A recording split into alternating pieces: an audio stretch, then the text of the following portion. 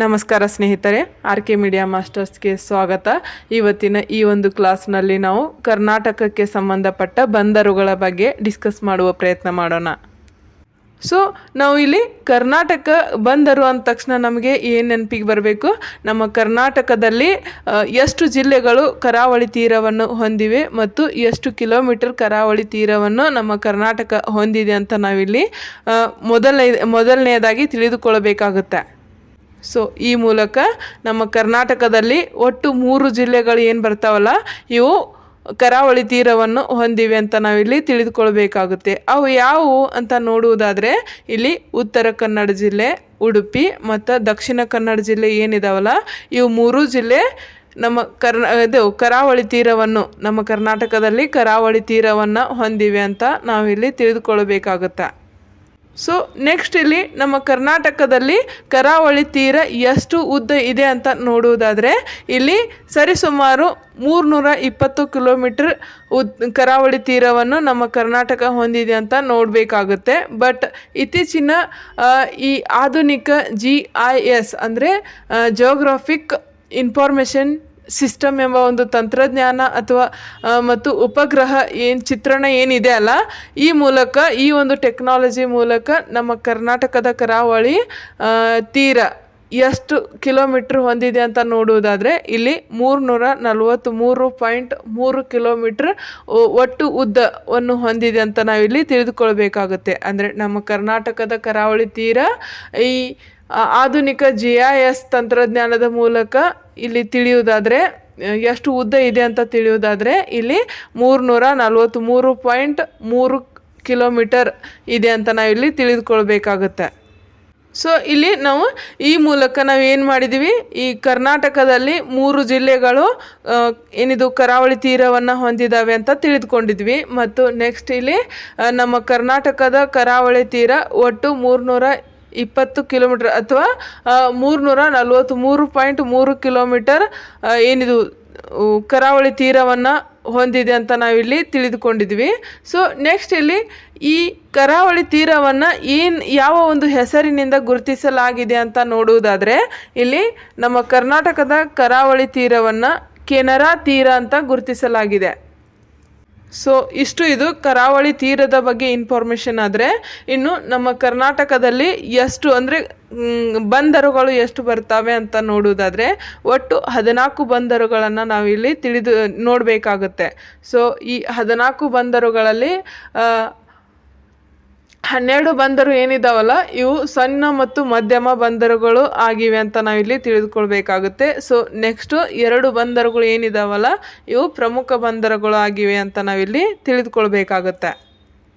ಇನ್ನು ಈ ನಮ್ಮ ಕರ್ನಾಟಕದಲ್ಲಿ ಬರುವ ಈ ಬಂದರುಗಳು ಏನಿದಾವಲ್ಲ, ಇವುಗಳನ್ನು ನಾವು ಮ್ಯಾಪ್ ಮೂಲಕ ತಿಳಿದುಕೊಳ್ಳುವುದಾದರೆ, ಇಲ್ಲಿ ಉತ್ತರ ಕನ್ನಡ ಜಿಲ್ಲೆಯೊಂದರಲ್ಲೇ 7 ಬಂದರುಗಳು ಬರ್ತಾವಂತ ನಾವಿಲ್ಲಿ ನೋಡಬೇಕಾಗುತ್ತೆ. ಸೊ ನೆಕ್ಸ್ಟ್ ಉಡುಪಿಯಲ್ಲಿ 5 ಬಂದರುಗಳನ್ನು ನಾವಿಲ್ಲಿ ಇದ್ದಾವೆ ಅಂತ ತಿಳಿದುಕೊಳ್ಬೇಕಾಗುತ್ತೆ. ಸೊ ಇನ್ನು ದಕ್ಷಿಣ ಕನ್ನಡ ಏನಿದೆಯಲ್ಲ, ಇದರಲ್ಲಿ 2 ಬಂದರುಗಳು ಇದ್ದಾವೆ ಅಂತ ನಾವಿಲ್ಲಿ ತಿಳಿದುಕೊಳ್ಬೇಕಾಗತ್ತೆ. ಸೊ ಈ ಉತ್ತರ ಕನ್ನಡ ಜಿಲ್ಲೆಯಲ್ಲಿ 7 ಬಂದರುಗಳು ಇದಾವಲ್ಲ, ಇವು ಯಾವುವು ಅಂತ ನೋಡುವುದಾದರೆ, ಮೊದಲನೇದಾಗಿ ಇಲ್ಲಿ ಕಾರವಾರ ಬಂದರು ಬರುತ್ತೆ. ಸೊ ನೆಕ್ಸ್ಟ್ ಇಲ್ಲಿ ಬೇಲಿಕೇರಿ ಬಂದರು ಬರುತ್ತೆ ಮತ್ತು ತದಡಿ ಬಂದರು ಬರುತ್ತೆ. ಇನ್ನು ಕುಮಟಾ ಬಂದರು ಬರುತ್ತೆ ಮತ್ತು ನೆಕ್ಸ್ಟ್ ಇಲ್ಲಿ ಹೊನ್ನಾವರ ಬಂದರು ಬರುತ್ತೆ. ಸೊ ಅದ್ರ ನೆಕ್ಸ್ಟ್ ಮಂಕಿ ಅಂತ ಒಂದು ಬಂದರು ಬರುತ್ತೆ ಮತ್ತು ಕೊನೆಯದಾಗಿ ಇಲ್ಲಿ ಭಟ್ಕಳ ಬಂದರು ಬರುತ್ತೆ. ಸೊ ಈ ರೀತಿ ಇದು ಉತ್ತರದಿಂದ ದಕ್ಷಿಣದತ್ತ ಒಂದು ಕಾಲಾನುಕ್ರಮವಾಗಿ ಈ 7 ಬಂದರುಗಳನ್ನು ನಾವು ಇಲ್ಲಿ ನೋಡ್ಬೋದಾಗಿದೆ. ಸೊ ನೆಕ್ಸ್ಟ್ ಉಡುಪಿ ಜಿಲ್ಲೆಯಲ್ಲಿ ಬಂದರು ಬರ್ತಾವಲ್ಲ, ಇವುಗಳು ಕೂಡ ನಾವು ಇಲ್ಲಿ ಉತ್ತರದಿಂದ ದಕ್ಷಿಣದತ್ತ ಕಾಲಾನುಕ್ರಮವಾಗಿ ನೋಡುವುದಾದರೆ, ಇಲ್ಲಿ ಉಡುಪಿಯಲ್ಲಿ ಮೊದಲನೆಯದಾಗಿ ಉತ್ತರದತ್ತ ಯಾವ್ದು ಬರುತ್ತೆ ಅಂತಂದರೆ ಬೈಂದೂರು ಅಂತ ಒಂದು ಬಂದರು ಬರುತ್ತೆ. ಸೊ ಈ ಬೈಂದೂರು ಬಂದರದ ನಂತರ ಗಂಗೋಳಿ ಬಂದರು ಮತ್ತು ಹಂಗಾರಕಟ್ಟೆ ಅಂತ ಒಂದು ಬಂದರು ಬರುತ್ತೆ ಮತ್ತು ಮಲ್ಪೆ ಬಂದರು. ಇನ್ನು ಕೊನೆಯದಾಗಿ ಪಡುಬಿದ್ರೆ ಅಂತ ಒಂದು ಬಂದರು ಬರುತ್ತೆ. ಸೊ ಇವು 5 ಬಂದರು ಏನಿದಾವಲ್ಲ, ಇವು ಕೂಡ ಉತ್ತರದಿಂದ ದಕ್ಷಿಣದತ್ತ ಕಾಲಾನುಕ್ರಮವಾಗಿ ನಾವು ಇಲ್ಲಿ ಈ ಬಂದರುಗಳನ್ನು ನೋಡ್ಬೋದು. ಇನ್ನು ಈ ದಕ್ಷಿಣ ಕನ್ನಡದಲ್ಲಿ 2 ಬಂದರು ಇದ್ದಾವೆ. ಒಂದು ಮಂಗಳೂರು ಬಂದರು ಅಂದರೆ ನ್ಯೂ ಮಂಗಳೂರು ಪೋರ್ಟ್ ಅಂತ ಒಂದು ಬರುತ್ತೆ, ಮತ್ತು ಇನ್ನೊಂದು ಹಳೆ ಮಂಗಳೂರು ಬಂದರು ಅಂದರೆ ಮಂಗಳೂರು ಓಲ್ಡ್ ಪೋರ್ಟ್ ಅಂತ ಒಂದು ಬರುತ್ತೆ. ಸೊ ಈ ರೀತಿ 2 ಬಂದರುಗಳನ್ನು ಎಲ್ಲಿ ನೋಡ್ಬೋದು, ಈ ದಕ್ಷಿಣ ಕನ್ನಡದಲ್ಲಿ ನಾವು ನೋಡ್ಬೋದು. ಇನ್ನು ಇಷ್ಟೊತ್ತು ಏನು ಬಂದರುಗಳ ಬಗ್ಗೆ ಹೇಳಿದೆಯಲ್ಲ, ಆ ಒಂದು ಬಂದರುಗಳ ಬಗ್ಗೆ ನಾವು ಒಂದೊಂದಾಗಿ ಇನ್ ಡೀಟೇಲ್ಸ್ ಆಗಿ ತಿಳಿದುಕೊಳ್ಳುವುದಾದರೆ, ಇಲ್ಲಿ ಮೊದಲನೆಯದಾಗಿ ನಾವು ಈ ಉತ್ತರ ಕನ್ನಡ ಜಿಲ್ಲೆಯಲ್ಲಿ ಏನು ಬರ್ತಾವಲ್ಲ 7 ಬಂದರುಗಳು, ಅವುಗಳನ್ನು ನಾವು ಕಾಲಾನುಕ್ರಮವಾಗಿ ಒಂದೊಂದು ಬಂದರನ್ನು ನಾವು ಇಲ್ಲಿ ಸ್ಟಡಿ ಮಾಡ್ತಾ ಹೋಗೋಣ. ಸೊ ಒಂದೊಂದಾಗಿ ಇನ್ ಡೀಟೇಲ್ಸ್ ಆಗಿ ಈ ಬಂದರುಗಳ ಬಗ್ಗೆ ತಿಳಿದುಕೊಳ್ಳುವ ಒಂದು ಪ್ರಯತ್ನ ಮಾಡೋಣ. ಸೊ ಮೊದಲನೆಯದಾಗಿ ಯಾವ ಬಂದರು ಬರುತ್ತೆಪ್ಪ ಅಂತಂದರೆ, ಈ ಉತ್ತರ ಕನ್ನಡ ಜಿಲ್ಲೆಯಲ್ಲಿ ಮೊದಲನೆಯದಾಗಿ ಕಾರವಾರ ಬಂದರು ಬರುತ್ತೆ. ಸೊ ಬನ್ನಿ ಹಾಗಿದ್ರೆ ಈ ಕಾರವಾರ ಬಂದರು ಬಗ್ಗೆ ನಾವು ಇನ್ ಡೀಟೇಲ್ಸ್ ಆಗಿ ತಿಳಿದುಕೊಳ್ಳೋಣ. ಸೊ ಇಲ್ಲಿ ಈ ಕಾರವಾರ ಬಂದರು ಏನಿದೆಯಲ್ಲ, ಇದು ಒಂದು ನೈಸರ್ಗಿಕ ಬಂದರು ಅಂತ ನಾವಿಲ್ಲಿ ತಿಳಿದುಕೊಳ್ಬೇಕಾಗುತ್ತೆ. ಸೊ ಈ ಕಾರವಾರ ಬಂದರು ಇನ್ನು ಇದು ಎಲ್ಲ ಋತುಗಳಲ್ಲಿಯೂ ಇದು ಒಂದು ಕಾರ್ಯನಿರ್ವಹಣೆ ಮಾಡುತ್ತದೆ ಅಂತ ನಾವಿಲ್ಲಿ ತಿಳಿದುಕೊಳ್ಬೇಕಾಗುತ್ತೆ. ನಾನೇನು ಹೇಳಿದೆ, ಇದು ನೈಸರ್ಗಿಕ ಬಂದರು ಆಗಿದ್ದು ಇದು ಎಲ್ಲ ಋತುಗಳಲ್ಲಿ ಇದು ಕಾರ್ಯನಿರ್ವಹಿಸುತ್ತದೆ ಅಂತ ನಾನು ಇಲ್ಲಿ ಹೇಳಿದೆ. ಸೊ ಇನ್ನೊಂದು ಇಂಪಾರ್ಟೆಂಟ್ ಏನು ವಿಷಯಪ್ಪ ಅಂತಂದರೆ, ಇದು ಏಷ್ಯಾದಲ್ಲಿ ಅತಿ ದೊಡ್ಡ ನೌಕಾನೆಲೆಯಾದ ಈ INS ಕದಂಬ ಅಂತ ಒಂದು ಸೀ ಬರ್ಡ್ ಏನು ಬರುತ್ತೆ ಅಲ್ಲ, ಆ ಸೀ ಬರ್ಡನ್ನು ಈ ಕಾರವಾರ ಬಂದರು ಹೊಂದಿದೆ ಅಂತ ನಾವಿಲ್ಲಿ ತಿಳಿಬೇಕಾಗುತ್ತೆ.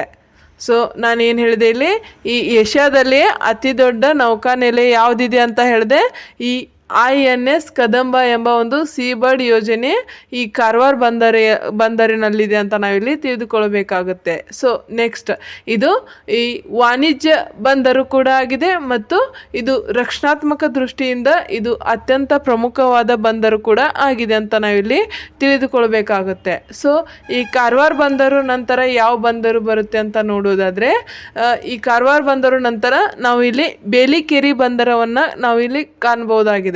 ಸೊ ಈ ಬೇಲಿಕೇರಿ ಬಂದರನ್ನು ನಾವು ಈ ಅಂಕೋಲಾ ತಾಲೂಕಿನಲ್ಲಿ ನೋಡ್ಬೋದು.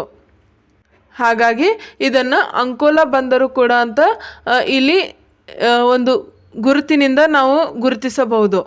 ಅಂದರೆ ನಾನು ನಿಮ್ಗೆ ಏನು ಹೇಳ್ತಿದ್ದೀನಿ ಅಂದರೆ, ಈ ಬೇಲಿಕೇರಿ ಬಂದರು ಏನಿದೆ ಅಲ್ಲ, ಇದನ್ನು ಅಂಕೋಲಾ ಬಂದರು ಅಂತ ಕೂಡ ನಾವಿಲ್ಲಿ ಗುರುತಿಸಬಹುದು. ಇನ್ನು ಇಲ್ಲಿ ಈ ಬೇಲಿಕೇರಿ ಬಂದರು ಇಷ್ಟೊಂದು ಯಾಕೆ ಪ್ರಮುಖ ಸ್ಥಾನ ಹೊಂದಿದೆ ಅಂತ ನೋಡೋದಾದರೆ, ಈ ಬೇಲಿಕೇರಿ ಬಂದರು ಏನಿದೆ ಅಲ್ಲ, ಒಂದು ಕಾಲದಲ್ಲಿ ಇಲ್ಲಿ ಏನಾಗ್ತಿತ್ತು ಅಂತಂದರೆ, ಕಬ್ಬಿಣದ ಅದಿರು ರಫ್ತಿಗೆ ಇದು ನಮ್ಮ ದೇಶದಲ್ಲೇ ಒಂದು ಪ್ರಸಿದ್ಧ ಬಂದರು ಆಗಿತ್ತು ಅಂತ ನಾವಿಲ್ಲಿ ತಿಳಿಸಬೇಕಾಗುತ್ತೆ. ಬಟ್ ಇದು ಈಗ ಪ್ರಸ್ತುತ ಇದು ಒಂದು ಮಧ್ಯಮ ಗಾತ್ರದ ಬಂದರು ಆಗಿದೆ ಅಂತ ನಾವಿಲ್ಲಿ ತಿಳಿದುಕೊಳ್ಬೇಕಾಗುತ್ತೆ. ಸೊ ಈ ಮೂಲಕ ಇದು ಯಾವುದಕ್ಕೆ ಪ್ರಸಿದ್ಧಿಯಾಗಿತ್ತು ಅಂತ ನಾನು ಹೇಳಿದೆ, ಇಲ್ಲಿ ಕಬ್ಬಿಣದ ಅದಿರಿನ ರಫ್ತಿಗೆ ಇದು ಬಹಳ ಪ್ರಸಿದ್ಧಿ ಪಡೆದಿತ್ತು ಅಂತ ನಾನು ಇಲ್ಲಿ ಹೇಳಿದೆ. ಸೊ ಇಲ್ಲಿ ಈ ಬೇಲಿಕೇರಿ ಬಂದರು ನಂತರ ಕಾಲಕ್ರಮೇಣವಾಗಿ ಯಾವ ಬಂದರು ಬರುತ್ತೆ ಅಂತ ನೋಡೋದಾದರೆ, ಇಲ್ಲಿ ತದಡಿ ಬಂದರು ಅಂತ ಒಂದು ಬಂದರು ಬರುತ್ತೆ. ಸೊ ಈ ತದಡಿ ಬಂದರು ಎಲ್ಲಿದೆ ಅಂತ ನೋಡೋದಾದರೆ, ಇದು ಈ ಅಘನಾಶಿನಿ ನದಿ ಏನು ಬರುತ್ತೆ ಅಲ್ಲ, ಸೊ ಈ ಅಘನಾಶಿನಿ ನದಿಯ ಮುಖಜ ಭೂಮಿಯ ಒಂದು ಪ್ರದೇಶದಲ್ಲಿ ಈ ತದಡಿ ಬಂದರನ್ನು ನಾವು ಕಾಣಬಹುದಾಗಿದೆ. ಸೊ ಈ ಮೂಲಕ ಈ ತದಡಿ ಬಂದರು ಏನಿದೆಯಲ್ಲ, ಇದು ಅಘನಾಶಿನಿ ನದಿಯ ಒಂದು ಮುಖಜ ಭೂಮಿಯಲ್ಲಿರುವುದರಿಂದ ಈ ಬಂದರು ಏನಾಗಿದೆ ಅಂತಂದರೆ, ಇದು ಬೃಹತ್ ಪರಿಸರ ಸ್ನೇಹಿ ಬಂದರು ಅಂತ ಇದು ಗುರುತಿಸಿಕೊಂಡಿದೆ. ಸೊ ನೆಕ್ಸ್ಟ್ ಇಲ್ಲಿ ಇದು ಏನಾಗಿದೆ ಅಂದರೆ, ಮೀನುಗಾರಿಕೆ ಮತ್ತು ಉಪ್ಪು ಉತ್ಪಾದನೆಗೆ ಇದು ಪ್ರಸಿದ್ಧಿ ಹೊಂದಿದೆ ಅಂತ ನಾವಿಲ್ಲಿ ನೋಡ್ಬೋದು. ಯಾವ ಬಂದರು? ಈ ತದಡಿ ಬಂದರು ಏನಿದೆಯಲ್ಲ, ಇದು ಮೀನುಗಾರಿಕೆ ಮತ್ತು ಉಪ್ಪು ಉತ್ಪಾದನೆಗೆ ಪ್ರಸಿದ್ಧಿಯನ್ನು ಹೊಂದಿದೆ ಅಂತ ನಾವಿಲ್ಲಿ ತಿಳಿದುಕೊಳ್ಬೇಕಾಗುತ್ತೆ. ಸೊ ಈ ತದಡಿ ಬಂದರು ನಂತರ ಕಾಲಕ್ರಮವಾಗಿ ಯಾವ ಬಂದರು ಬರುತ್ತೆ ಅಂತ ನೋಡುವುದಾದರೆ, ಇಲ್ಲಿ ನೆಕ್ಸ್ಟ್ ಕುಮಟಾ ಬಂದರು ಬರುತ್ತೆ. ಸೊ ಈ ಕುಮಟಾ ಬಂದರು ಏನಿದೆಯಲ್ಲ, ಇದು ಕೃಷಿ ಉತ್ಪನ್ನಗಳ ಸಾಗಾಣಿಕೆಗೆ ಮತ್ತು ಮೀನುಗಾರಿಕೆಗೆ ಇಲ್ಲಿ ಈ ಒಂದು ಬಂದರು ಗುರುತಿಸಿಕೊಂಡಿರುವ ಒಂದು ಸಣ್ಣ ಬಂದರು ಆಗಿದೆ ಅಂತ ನಾವಿಲ್ಲಿ ಇದನ್ನು ತಿಳಿದುಕೊಳ್ಬೇಕಾಗುತ್ತೆ. ಮತ್ತು ಇನ್ನೊಂದು ವಿಶೇಷತೆ ಏನಪ್ಪ ಅಂತಂದರೆ, ಈ ಕುಮಟಾ ಬಂದರು ಏನಿದೆಯಲ್ಲ, ಇದು ಪ್ರವಾಸಿಗರ ಒಂದು ಆಕರ್ಷಕ ಬಂದರು ಆಗಿರುವುದರಿಂದ ಈ ಕರಾವಳಿ ತೀರದಲ್ಲಿ ಪ್ರವಾಸೋದ್ಯಮಕ್ಕೆ ಇದು ಪೂರಕವಾಗಿರುವ ಒಂದು ಬಂದರು ಆಗಿದೆ ಅಂತ ನಾವಿಲ್ಲಿ ತಿಳಿದುಕೊಳ್ಬೇಕಾಗುತ್ತೆ. ಈ ಕುಮಟಾ ಬಂದರು ನಂತರ ಕಾಲಕ್ರಮೇಣವಾಗಿ ನಾವು ನೆಕ್ಸ್ಟ್ ಬಂದರು ಯಾವ್ದು ನೋಡ್ಬೋದು ಅಂತಂದರೆ ಹೊನ್ನಾವರ ಬಂದರು ನೋಡ್ಬೋದು. ಈ ಹೊನ್ನಾವರ ಬಂದರು ಕೂಡ ಒಂದು ನದಿ ತೀರದ ಬಂದರು ಆಗಿದೆ. ಅಂದರೆ ಈ ಶರಾವತಿ ನದಿ ಏನಿದೆಯಲ್ಲ, ಈ ಶರಾವತಿ ನದಿಯು ಈ ಸಮುದ್ರವನ್ನು ಸೇರುವ ಸ್ಥಳದಲ್ಲಿ ಈ ಹೊನ್ನಾವರ ಬಂದರವನ್ನು ನಿರ್ಮಾಣ ಮಾಡಲಾಗಿದೆ. ಈ ಹೊನ್ನಾವರ ಬಂದರು ಏನಿದೆಯಲ್ಲ, ಇದು ಈ ಐತಿಹಾಸಿಕವಾಗಿ ಇದು ಬಹಳ ಒಂದು ಪ್ರಸಿದ್ಧಿವಾದ ಬಂದರು ಆಗಿದೆ ಅಂತ ನಾವಿಲ್ಲಿ ನೋಡಬೇಕಾಗುತ್ತೆ. ಯಾಕಂದರೆ ಇದು ಅಂದಿನ ಒಂದು ಕಾಲದಲ್ಲಿ, ಅಂದರೆ ಪೋರ್ಚುಗೀಸರ ಒಂದು ಕಾಲದಲ್ಲಿ ಇದು ಐತಿಹಾಸಿಕವಾಗಿ ಜನಪ್ರಿಯವಾಗಿತ್ತು. ಆದ ಕಾರಣ ಈ ಒಂದು ಬಂದರು ಏನಾಗಿದೆ ಅಂತಂದರೆ ಇಲ್ಲಿ ಐತಿಹಾಸಿಕವಾಗಿ ಇದು ಪ್ರಸಿದ್ಧ ಬಂದರು ಅಂತ ಗುರುತಿಸಿಕೊಂಡಿದೆ. ಸೊ ಇವತ್ತಿನ ಅಂದರೆ ಈ ಪ್ರಸ್ತುತ ಸ್ಥಿತಿಯಲ್ಲಿ ಈ ಬಂದರಿನಲ್ಲಿ ಮೀನುಗಾರಿಕೆಗೆ ಹೆಚ್ಚು ಬಳಕೆಯಾಗುತ್ತಿರುವುದರಿಂದ ಈ ಬಂದರು ಏನಾಗಿದೆ ಅಂತಂದರೆ ಇದು ಹೊನ್ನಾವರದ ಶರಾವತಿ ನದಿ ಏನಿದೆಯಲ್ಲ, ಇದು ಸಮುದ್ರವನ್ನು ಸೇರುವ ಸ್ಥಳದಲ್ಲಿ ನಿರ್ಮಾಣಗೊಂಡಿದೆ ಅಂತ ನಾವಿಲ್ಲಿ ತಿಳಿದುಕೊಳ್ಬೇಕಾಗುತ್ತೆ. ಸೊ ಈ ಹೊನ್ನಾವರ ಬಂದರ ನಂತರ ಯಾವ ಬಂದರು ಬರುತ್ತೆಯಪ್ಪ ಅಂತಂದರೆ, ಈ ಹೊನ್ನಾವರ ಬಂದರು ನಂತರ ನಾವು ಕಾಲಕ್ರಮೇಣವಾಗಿ ಮಂಕಿ ಬಂದರವನ್ನು ನೋಡ್ಬೋದು. ಸೊ ಈ ಮಂಕಿ ಬಂದರು ಕೂಡ ಎಲ್ಲಿದೆ ಅಂತ ನೋಡೋದಾದರೆ ಇದು ಈ ಹೊನ್ನಾವರ ತಾಲೂಕಿನಲ್ಲಿಯೇ ಬರುತ್ತದೆ. ಸೊ ಇದು ಕೂಡ ಒಂದು ಸಣ್ಣ ಬಂದರು ಆಗಿದೆ ಅಂತ ನೋಡ್ಬೋದು. ಸೊ ಈ ಮಂಕಿ ಬಂದರು ಏನಿದೆ ಅಲ್ಲ, ಇದು ಸಣ್ಣ ಮೀನುಗಾರಿಕಾ ಕೇಂದ್ರವಾಗಿದೆ ಅಂತ ನಾವಿಲ್ಲಿ ತಿಳಿಬೇಕಾಗುತ್ತೆ. ಅದರಲ್ಲಿಯೂ ಇಲ್ಲಿ ಈ ಸ್ಥಳೀಯ ಮೀನುಗಾರರು ಏನಿರ್ತಾರಲ್ಲ, ಅವರ ಒಂದು ದೋಣಿಗಳನ್ನು ಇಲ್ಲಿ ಏನಿದು ಅಂದರೆ ಈ ಸ್ಥಳೀಯ ಮೀನುಗಾರರ ದೋಣಿಗಳ ನಿಲ್ದಾಣದ ಒಂದು ತಾಣವಾಗಿದೆ ಅಂತ ನಾವಿಲ್ಲಿ ನೋಡ್ಬೋದು. ಸೊ ನೆಕ್ಸ್ಟ್ ಇಲ್ಲಿ ಈ ಮಂಕಿ ಬಂದರು ನಂತರ ಕಾಲಕ್ರಮೇಣವಾಗಿ ಯಾವ ಬಂದರು ಬರುತ್ತೆಯಪ್ಪ ಅಂತಂದರೆ ಈ ಭಟ್ಕಳ ಬಂದರು ಬರುತ್ತೆ. ಸೊ ಈ ಭಟ್ಕಳ ಬಂದರು ಕೂಡ ಇದು ಉತ್ತರ ಕನ್ನಡ ಜಿಲ್ಲೆಯಲ್ಲಿದೆ ಅಂತ ನೋಡ್ಬೋದು. ಸೊ ಇದು ಈ ಉತ್ತರ ಕನ್ನಡ ಜಿಲ್ಲೆಯಲ್ಲಿಯೇ ದಕ್ಷಿಣ ತುದಿಯಲ್ಲಿ ಕಾಣ್ಬೋದು. ಅಂದರೆ ನಾನು ಏನು ಹೇಳಿದೆ ಅಲ್ಲ, ಈ ಉತ್ತರದಿಂದ ದಕ್ಷಿಣದತ್ತ ಕಾಲಕ್ರಮೇಣವಾಗಿ ಈ ಬಂದರುಗಳನ್ನು ನಾನು ನಿಮಗೆ ತಿಳಿಸಿದೆ ಅಲ್ಲ, ಬಂದರುಗಳ ಬಗ್ಗೆ ನಾನು ಏನು ತಿಳಿಸಿದೆ ಅಲ್ಲ, ಅದರಲ್ಲಿ ಕೊನೆಯದಾಗಿ ಯಾವ್ದು ಬರುತ್ತೆ, ಈ ಉತ್ತರ ಕನ್ನಡ ಜಿಲ್ಲೆಯಲ್ಲಿ ದಕ್ಷಿಣ ತುದಿಯಲ್ಲಿ ಬರುವ ಬಂದರು ಯಾವುದಪ್ಪ ಅಂತಂದರೆ ಭಟ್ಕಳ ಬಂದರು ಬರುತ್ತೆ. ಸೊ ಈ ಭಟ್ಕಳ ಬಂದರು ಏನಿದೆಯಲ್ಲ, ಇದು ಐತಿಹಾಸಿಕವಾಗಿ ಒಂದು ವ್ಯಾಪಾರ ಕೇಂದ್ರವಾಗಿತ್ತು ಅಂತ ನೋಡ್ಬೋದು. ಮತ್ತು ಇದು ಅರಬ್ ರಾಷ್ಟ್ರದೊಂದಿಗೆ ಇಲ್ಲಿ ಪುರಾತನ ಕಾಲದಿಂದಲೂ ಈ ಬಂದರು ಏನು ಮಾಡಿತ್ತು ಅಂತಂದರೆ ಸಂಪರ್ಕವನ್ನು ಹೊಂದಿತ್ತು ಅಂತ ನಾವಿಲ್ಲಿ ತಿಳಿದುಕೊಳ್ಬೇಕಾಗತ್ತೆ. ಸೊ ಈ ಮೂಲಕ ಇದು ಐತಿಹಾಸಿಕವಾಗಿ ಪ್ರಸಿದ್ಧಿ ಹೊಂದಿತ್ತು ಅಂತ ನಾವು ನೋಡಬೇಕಾಗುತ್ತೆ. ಅಂದರೆ ಇಲ್ಲಿ ಐತಿಹಾಸಿಕವಾಗಿ ವ್ಯಾಪಾರ ಕೇಂದ್ರ ಕೂಡ ಆಗಿತ್ತು ಮತ್ತು ಅರಬ್ ರಾಷ್ಟ್ರದೊಂದಿಗೆ ಇಲ್ಲಿ ಪುರಾತನ ಒಂದು ಕಾಲದಲ್ಲಿ ಸಂಪರ್ಕ ಹೊಂದಿತ್ತು ಅಂತ ತಿಳಿಯುವುದ ಮೂಲಕ ಇಲ್ಲಿ ಏನಾಗಿದೆ, ಇದು ಈ ಭಟ್ಕಳ ಬಂದರು ಏನಿದೆ ಅಲ್ಲ, ಇದು ಒಂದು ಐತಿಹಾಸಿಕವಾಗಿ ಪ್ರಸಿದ್ಧ ಬಂದರು ಆಗಿತ್ತು ಅಂತ ನಾವಿಲ್ಲಿ ತಿಳಿಬೇಕಾಗುತ್ತೆ. ಸೊ ಇದು ಎಲ್ಲಿದೆ ಅಂತ ಹೇಳಿದೆ, ಉತ್ತರ ಕನ್ನಡ ಜಿಲ್ಲೆಯಲ್ಲಿ, ಅದರಲ್ಲಿಯೂ ದಕ್ಷಿಣ ತುದಿಯಲ್ಲಿದೆ ಅಂತ ನಾನು ನಿಮಗೆ ತಿಳಿಸಿದೆ. ಸೊ ಇದಾದ ನಂತರ ಯಾವ ಬಂದರುಗಳು ಬರ್ತಾವಂದರೆ ಉಡುಪಿ ಜಿಲ್ಲೆಯಲ್ಲಿ ಬರುವ ಬಂದರುಗಳನ್ನು ನಾವು ಕಾಣ್ಬೋದಾಗಿದೆ. ಸೊ ನೆಕ್ಸ್ಟ್ ಇಲ್ಲಿ ನಾವು ಉಡುಪಿ ಜಿಲ್ಲೆಯಲ್ಲಿ ಬರುವ ಬಂದರುಗಳ ಬಗ್ಗೆ ನಾವು ಇಲ್ಲಿ ತಿಳಿಯುವುದಾದರೆ ಇಲ್ಲಿ ಈ ಕಾಲಕ್ರಮೇಣವಾಗಿ ಅಂದರೆ ಉತ್ತರ ತುದಿಯಿಂದ ದಕ್ಷಿಣ ತುದಿಯತ್ತ ನಾವು ಇಲ್ಲಿ ಉಡುಪಿ ಜಿಲ್ಲೆಯಲ್ಲಿರುವ ಬಂದರುಗಳನ್ನು ಕೂಡ ನಾವಿಲ್ಲಿ ನೋಡುವುದಾದರೆ ಇಲ್ಲಿ ಮೊದಲನೆಯದಾಗಿ ಅಂದರೆ ಉತ್ತರ ತುದಿಯಲ್ಲಿ ಬರುವ ಮೊದಲ ಬಂದರು ಯಾವುದಪ್ಪ ಅಂತಂದರೆ ಬೈಂದೂರು ಬಂದರು ಬರುತ್ತೆ. ಸೊ ಈ ಬೈಂದೂರು ಬಂದರು ಏನಿದೆಯಲ್ಲ, ಇದನ್ನು ಮತ್ತೊಂದು ಹೆಸರಿನಿಂದ ಗುರುತಿಸಲಾಗುತ್ತದೆ. ಏನಂತಂದರೆ ಸೋಮೇಶ್ವರ ಬೀಚ್ ಅಂತ ಕೂಡ ಇದನ್ನು ಗುರುತಿಸಲಾಗುತ್ತದೆ. ಸೊ ಈ ಬೈಂದೂರು ಬಂದರು ಎಲ್ಲಿದೆ ಅಂತ ಹೇಳಿದೆ, ಇದು ಉಡುಪಿ ಜಿಲ್ಲೆಯ ಉತ್ತರ ಭಾಗದಲ್ಲಿ ಬರುವ ಬಂದರು ಆಗಿದೆ ಅಂತ ನಾನು ನಿಮಗೆ ಹೇಳಿದೆ. ಸೊ ಇದು ಯಾವುದಕ್ಕೆ ಪ್ರಸಿದ್ಧಿಯಾಗಿದೆಯಪ್ಪ ಅಂತಂದರೆ ಇದು ಮೀನುಗಾರಿಕೆಗೆ ಪ್ರಸಿದ್ಧಿಯಾಗಿದೆ ಅಂತ ನಾವಿಲ್ಲಿ ತಿಳಿಬೇಕಾಗುತ್ತೆ. ಸೊ ಈ ಬೈಂದೂರು ಬಂದರಿನ ನಂತರ ನೆಕ್ಸ್ಟ್ ಯಾವ ಬಂದರು ಬರುತ್ತೆ ಅಂತಂದರೆ ಇಲ್ಲಿ ಗಂಗೋಳಿ ಬಂದರು ಬರುತ್ತೆ. ಸೊ ಈ ಗಂಗೋಳಿ ಬಂದರು ಏನಿದೆಯಲ್ಲ, ಇದನ್ನು ಪಂಚಗಂಗಾವಳಿ ಬಂದರು ಅಂತ ಕೂಡ ಗುರುತಿಸಲಾಗುತ್ತದೆ. ಸೊ ಇಲ್ಲಿ ಈ ಗಂಗೋಳಿ ಬಂದರನ್ನು ಈ ಪಂಚಗಂಗಾವಳಿ ಬಂದರು ಅಂತ ಯಾಕೆ ಗುರುತಿಸಲಾಗಿದೆ ಅಂತ ನೋಡುವುದಾದರೆ, ಇಲ್ಲಿ ಪ್ರಮುಖವಾಗಿ 5 ನದಿಗಳು ಏನಿದಾವಲ್ಲ ಅವು ಸಂಗಮಗೊಂಡಿರುವುದರಿಂದ ಈ ಗಂಗೋಳಿ ಬಂದರನ್ನು ಏನಂತ ಗುರುತಿಸಲಾಗಿದೆ, ಇಲ್ಲಿ ಪಂಚಗಂಗಾವಳಿ ಬಂದರು ಅಂತ ಗುರುತಿಸಲಾಗಿದೆ. ಸೊ ಇದು ಈ ದೋಣಿ ನಿರ್ಮಾಣ ಮತ್ತು ಮೀನುಗಾರಿಕೆಗೆ ಇಲ್ಲಿ ಪ್ರಸಿದ್ಧಿಯಾಗಿದೆ ಅಂತ ನಾವಿಲ್ಲಿ ತಿಳಿದುಕೊಳ್ಬೇಕಾಗುತ್ತೆ. ಸೊ ನಾನು ಏನು ಹೇಳಿದೆ, ಈ ಗಂಗೋಳಿ ಬಂದರು ಅಂದರೆ ಈ ಗಂಗೋಳಿ ಬಂದರು ಅಥವಾ ಪಂಚಗಂಗಾವಳಿ ಬಂದರು ಏನಿದೆಯಲ್ಲ, ಇದು ದೋಣಿಗಳ ನಿರ್ಮಾಣಕ್ಕೆ ಮತ್ತು ಈ ಮೀನುಗಾರಿಕೆಗೆ ಪ್ರಸಿದ್ಧಿಯಾಗಿದೆ ಅಂತ ನಾನು ಹೇಳಿದೆ. ಸೊ ಈ ಗಂಗೋಳಿ ಬಂದರು ನಂತರ ಯಾವ ಬಂದರು ಬರುತ್ತೆ ಅಂತ ನಾವು ಇಲ್ಲಿ ನೋಡುವುದಾದರೆ, ಇಲ್ಲಿ ನೆಕ್ಸ್ಟ್ ಬರುವ ಬಂದರು ಯಾವುದಪ್ಪ ಅಂತಂದರೆ ಈ ಹಂಗಾರಕಟ್ಟೆ ಎಂಬ ಒಂದು ಬಂದರು ಬರುತ್ತೆ. ಸೊ ಈ ಹಂಗಾರಕಟ್ಟೆ ಬಂದರು ಏನಿದೆಯಲ್ಲ, ಇದು ಯಾವ ಒಂದು ನದಿಗಳ ಸಂಗಮ ಬಳಿ ಬರುತ್ತೆ ಅಂತ ನೋಡುವುದಾದರೆ, ಈ ಹಂಗಾರಕಟ್ಟೆ ಬಂದರು ಇದು ಸೀತಾ ಮತ್ತು ಸ್ವರ್ಣ ನದಿಗಳ ಸಂಗಮದ ಬಳಿ ಈ ಒಂದು ಬಂದರವನ್ನು ನಾವು ಇಲ್ಲಿ ಕಾಣಬಹುದಾಗಿದೆ.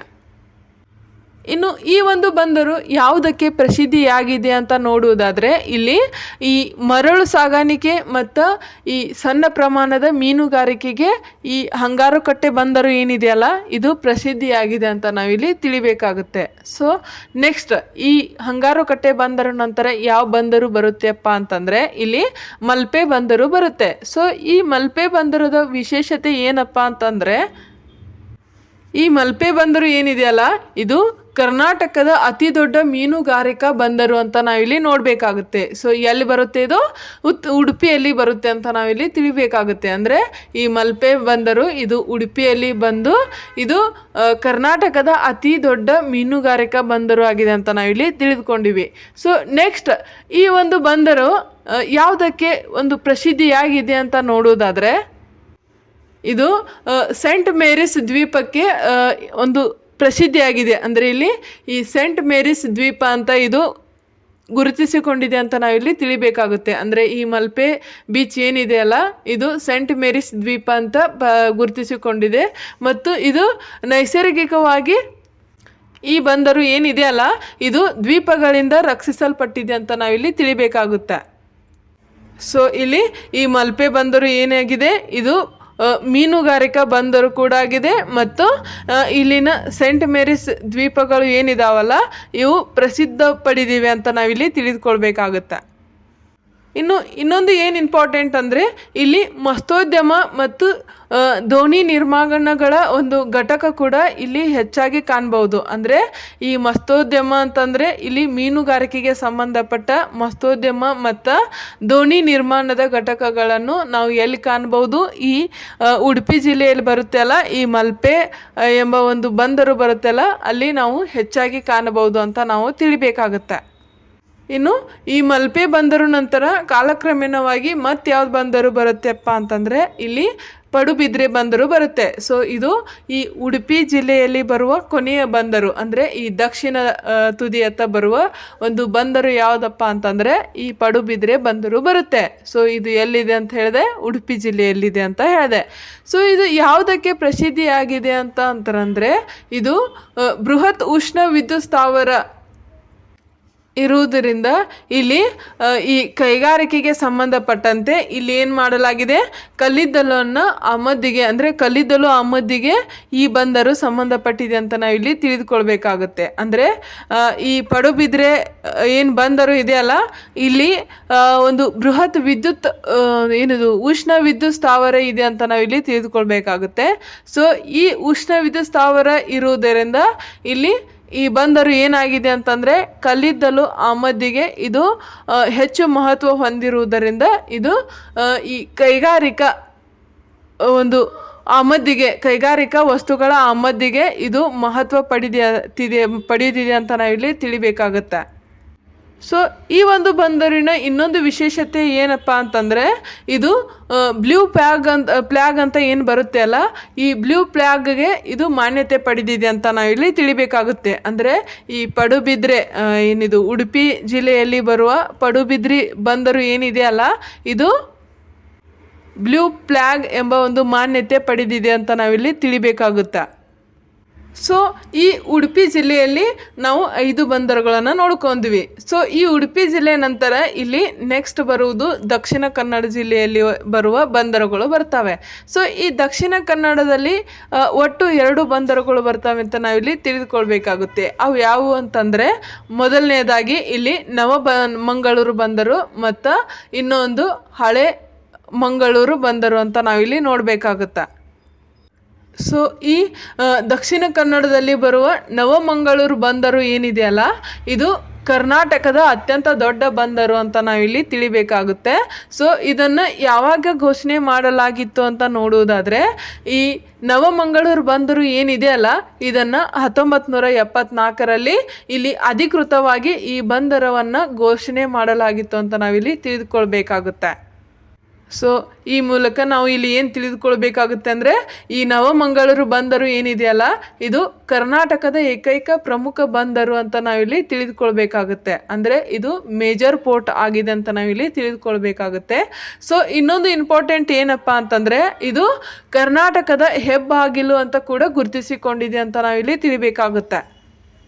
ಸೊ ಈ ಮೂಲಕ ಈ ನವಮಂಗಳೂರು ಬಂದರು ಯಾವುದಕ್ಕೆ ಪ್ರಸಿದ್ಧಿಯಾಗಿದೆ ಅಂತಂದರೆ, ಇದು ಕಬ್ಬಿಣದ ಅದಿರು, ಕಾಫಿ ಮತ್ತು ಪೆಟ್ರೋಲಿಯಂ ಉತ್ಪನ್ನಗಳಿಗೆ ಇನ್ನು ಉತ್ಪನ್ನಗಳು ಏನಿದಾವಲ್ಲ ಅವುಗಳ ರಫ್ತಿಗೆ ಈ ಒಂದು ಬಂದರು ಪ್ರಸಿದ್ಧಿಯಾಗಿದೆ ಅಂತ ನೋಡ್ಬೋದು. ಸೊ ಇದು ಅಂತಾರಾಷ್ಟ್ರೀಯ ಕೇಂದ್ರ ಬಂದರು ಅಂತ ನಾವಿಲ್ಲಿ ಈ ಒಂದು ಬಂದರನ್ನು ಗುರುತಿಸಬಹುದು.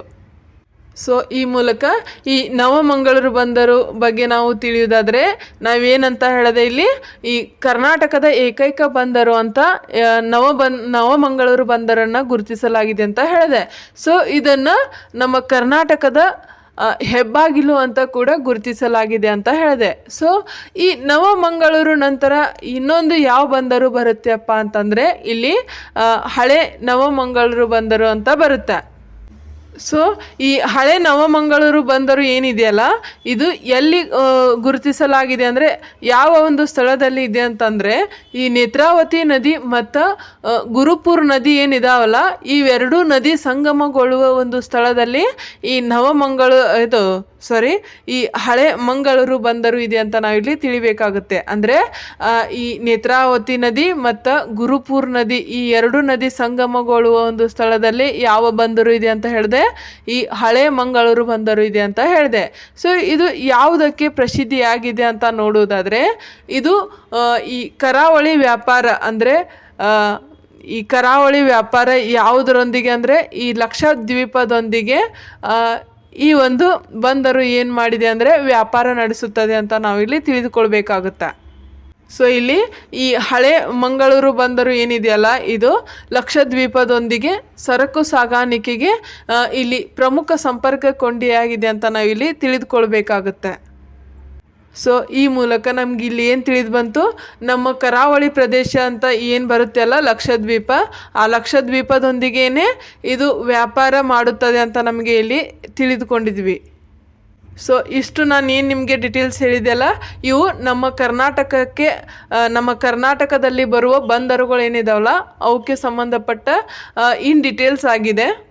ಸೊ ಈ ಮೂಲಕ ನಿಮಗೆ ಇನ್ನೊಂದು ಸಾರಿ ನಾನು ಕ್ವಿಕ್ಕಾಗಿ ನಿಮಗೆ ಶಾರ್ಟಾಗಿ ಹೇಳಬೇಕಂದ್ರೆ, ಈಗ ಉತ್ತರ ಕನ್ನಡದಲ್ಲಿ ಯಾವ್ಯಾವ ಬಂದರು ಬರ್ತಾವಂತ ಹೇಳಿದೆ, ಇಲ್ಲಿ ಉತ್ತರದಿಂದ ದಕ್ಷಿಣದ ಒಂದು ದಿಕ್ಕಿನಲ್ಲಿ ನಾವು ಕಾಲಕ್ರಮೇಣವಾಗಿ ಗುರುತಿಸುವುದಾದರೆ, ಮೊದಲನೆಯದಾಗಿ ಯಾವ್ದು ಬರ್ತದೆ ಅಂತ ಹೇಳಿದೆ, ಕಾರವಾರ ಬಂದರು ಬರುತ್ತೆ.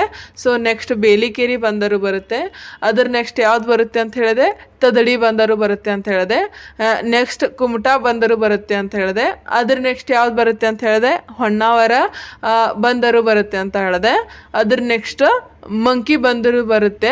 ಸೊ ಮಂಕಿ ಬಂದರು ಆದ ನಂತರ ಕೊನೆಗೆ ಯಾವ್ದು ಬರುತ್ತೆ ಅಂತ ಹೇಳಿದೆ, ಭಟ್ಕಳ ಬಂದರು ಬರುತ್ತೆ ಅಂತ ಹೇಳಿದೆ. ಸೊ ಈ ಮೂಲಕ 7 ಬಂದರುಗಳು ಎಲ್ಲಿ ಬರ್ತವೆ ಅಂತ ಹೇಳಿದೆ, ಉತ್ತರ ಕನ್ನಡ ಜಿಲ್ಲೆಯಲ್ಲಿ ಬರ್ತಾವೆ ಅಂತ ಹೇಳಿದೆ. ಸೊ ನೆಕ್ಸ್ಟ್ ಇಲ್ಲಿ ಉಡುಪಿ ಜಿಲ್ಲೆಯಲ್ಲಿ ಯಾವ್ಯಾವ ಹೇಳಿದೆ ನಿಮಗೆ, ಬೈಂದೂರು ಬಂದರು ಅಂತ ಹೇಳಿದೆ, ಇಲ್ಲಿ ಗಂಗೋಳಿ ಬಂದರು ಅಂತ ಹೇಳಿದೆ, ನೆಕ್ಸ್ಟ್ ಹಂಗಾರಕಟ್ಟೆ ಬಂದರು ಅಂತ ಹೇಳಿದೆ. ಅದರ ಆದ ನಂತರ ಇಲ್ಲಿ ಮಲ್ಪೆ ಬಂದರು ಮತ್ತು ಪಡುಬಿದ್ರಿ ಬಂದರು. ಸೊ ಇಷ್ಟು ಇವು 5 ಬಂದರು ಏನಿದಾವಲ್ಲ ಇವು ಉಡುಪಿ ಜಿಲ್ಲೆಯಲ್ಲಿ ಬರ್ತಾವಂತ ಹೇಳಿದೆ. ಸೊ ಇನ್ನು ದಕ್ಷಿಣ ಕನ್ನಡದಲ್ಲಂತೂ 2 ಬಂದರು ಇದ್ದಾವೆ. ಅವು ಯಾವುವು ಅಂತಂದರೆ ನವಮಂಗಳೂರು ಬಂದರು ಮತ್ತು ಹಳೆ ಮಂಗಳೂರು ಬಂದರು ಅಂತ ಹೇಳಿದೆ. ಇನ್ನು ಅತಿ ದೊಡ್ಡ ವಾಣಿಜ್ಯ ಬಂದರು ಯಾವುದಪ್ಪ ಅಂತಂದರೆ ಇಲ್ಲಿ ನವಮಂಗಳೂರು ಬಂದರು ಅಂತ ನಾವಿಲ್ಲಿ ಗುರುತಿಸಬಹುದಾಗಿದೆ. ಸೊ ನೆಕ್ಸ್ಟ್ ಇಲ್ಲಿ ನೌಕಾನೆಲೆ ಹೊಂದಿರುವ ಬಂದರು ಯಾವುದಂತ ನಿಮಗೆ ಗೊತ್ತೇ ಇದೆ, ನಾನು ಈಗಾಗಲೇ ತಿಳಿಸಿದೆ. ಸೊ ಇಲ್ಲಿ ನೌಕಾನೆಲೆ ಹೊಂದಿರುವ ಬಂದರು ಯಾವುದಪ್ಪ ಅಂತಂದರೆ ಈ ಕಾರವಾರದ ಬಂದರು ಏನಿದೆಯಲ್ಲ ಅದು INS ಕದಂಬ ಸೀಬರ್ಡ್ ಎಂಬ ಒಂದು ನೌಕಾನೆಲೆಯನ್ನು ಹೊಂದಿದೆ ಅಂತ ನಾವು ಇಲ್ಲಿ ತಿಳಿದುಕೊಂಡಿದ್ವಿ. ಸೊ ನೆಕ್ಸ್ಟ್ ಇಲ್ಲಿ ಅತಿ ದೊಡ್ಡ ಮೀನುಗಾರಿಕಾ ಬಂದರು ಯಾವುದು ಅಂತ ನಾನು ಈಗಾಗಲೇ ಹೇಳಿದ್ದೀನಿ. ಅದು ಯಾವುದಂತಂದರೆ ಮಲ್ಪೆ ಬಂದರು ಏನಿದೆಯಲ್ಲ ಇದು ಅತಿ ದೊಡ್ಡ ಮೀನುಗಾರಿಕಾ ಬಂದರು ಆಗಿದೆ ಅಂತ ನಾವಿಲ್ಲಿ ತಿಳಿದುಕೊಂಡಿದ್ವಿ. ಸೊ ಈ ಮೂಲಕ ಈ ಒಂದು ಕ್ಲಾಸ್ನಲ್ಲಿ ನಾವು ಏನು ಮಾಡಿದ್ವಿ ಅಂತಂದರೆ ಕರ್ನಾಟಕದಲ್ಲಿ ಅದರಲ್ಲಿಯೂ ಉತ್ತರದಿಂದ ದಕ್ಷಿಣ ಒಂದು ದಿಕ್ಕಿನಲ್ಲಿ ಬರುವ ಬಂದರುಗಳ ಬಗ್ಗೆ ನಾವು ಇನ್ ಡೀಟೇಲ್ಸ್ ಆಗಿ ಈ ಒಂದು ಕ್ಲಾಸ್ನಲ್ಲಿ ತಿಳಿದುಕೊಳ್ಳುವ ಒಂದು ಪ್ರಯತ್ನ ಮಾಡಿದ್ದೀವಿ. ಸೊ ಈ ಒಂದು ಕ್ಲಾಸ್ ತಮಗೆ ಇಷ್ಟವಾದಲ್ಲಿ ಸಬ್ಸ್ಕ್ರೈಬ್ ಮಾಡಿ ಮತ್ತು ಶೇರ್ ಮಾಡಿ ಅಂತ ಹೇಳುತ್ತಾ ಇಲ್ಲಿಗೆ ಈ ಒಂದು ಕ್ಲಾಸ್ ನಾನು ಮುಕ್ತಾಯಗೊಳಿಸುತ್ತೇನೆ. ನೆಕ್ಸ್ಟ್ ಇನ್ಫಾರ್ಮೇಷನ್ನೊಂದಿಗೆ ಮತ್ತೆ ಮುಂದಿನ ಕ್ಲಾಸ್ನಲ್ಲಿ ನಾವು ಮತ್ತೆ ಸಿಗೋಣ. ಜೈ ಹಿಂದ್, ವಂದೇ ಮಾತರಂ.